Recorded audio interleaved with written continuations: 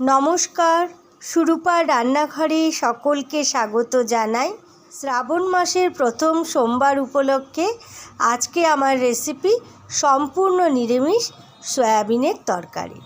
রান্না শুরু করবার জন্যে আমি কড়াই চাপিয়ে দিলাম। এবার আমি দিয়ে দিচ্ছি তেল গরম হয়ে গেলে এতে আমি দিয়ে দিচ্ছি সাদা জিরে, লঙ্কা আর একটা তেজপাতা। আমি দিয়ে দিচ্ছি অল্প করে হিং। ভাজা হয়ে এলে এবার দিয়ে দিচ্ছি হাফ ইঞ্চির মতো আদা, দিয়ে দিলাম কাঁচা লঙ্কা, এবার দিয়ে দিচ্ছি টমেটো কুচি।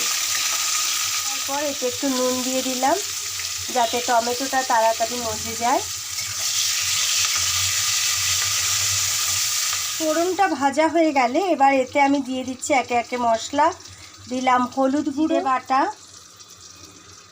ধনে গুঁড়ো 2 চামচ দিলাম ধনে গুঁড়ো, একটু কাশ্মীরি লঙ্কার গুঁড়ো, যারা ঝাল পছন্দ করেন এমনি শুকনো লঙ্কার গুঁড়ো ব্যবহার করতে পারেন।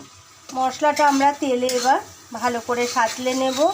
টমেটোটা যেহেতু আছে এর থেকে একটা জুস বেরিয়েছে টমেটোর, তাই এটা আমাদের মশলাগুলো পুড়ে যাওয়ার ভয় নেই।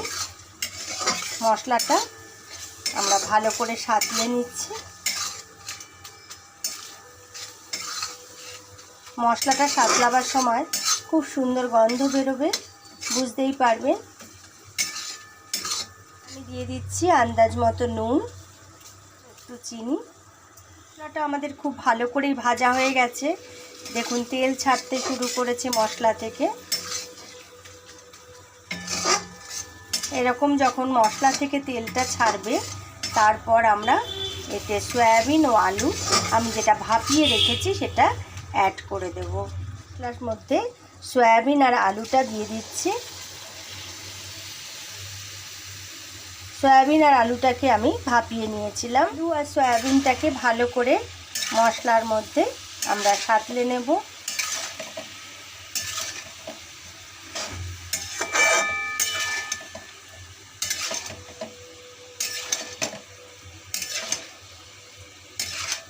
সয়াবিন মশলায় ভালো করে সাঁতলে নেবার পর এবার সয়াবিন আর আলুটা যেই জলে আমি ভাপিয়েছিলাম সেই গরম জলটা আমি এতে অ্যাড করে দিচ্ছি।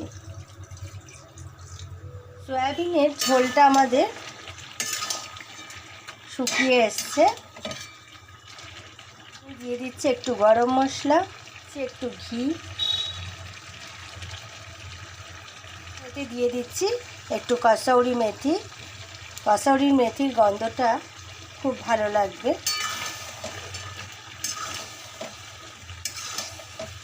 ঘি, গরম মশলা আর কসৌরি মেথিটাকে ভালো করে মিক্সড করে নিচ্ছি।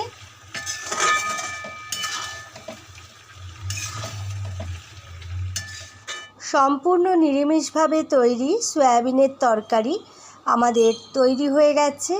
আমি এটা একটা সার্ভিং প্লেটে সার্ভ করে নিলাম। আপনাদের কাছে একান্ত অনুরোধ রইল, প্লিজ ভিডিওটাকে একটা লাইক করুন, সকলের সাথে শেয়ার করে নিন। আর যারা ইউটিউব চ্যানেলে দেখছেন প্লিজ আমার চ্যানেল সুরূপার রান্নাঘরকে সাবস্ক্রাইব করে আমার সঙ্গে থাকুন। আর যারা ফেসবুকে দেখছেন আমায় ফলো করুন আর আমার সাথে থাকুন। ধন্যবাদ।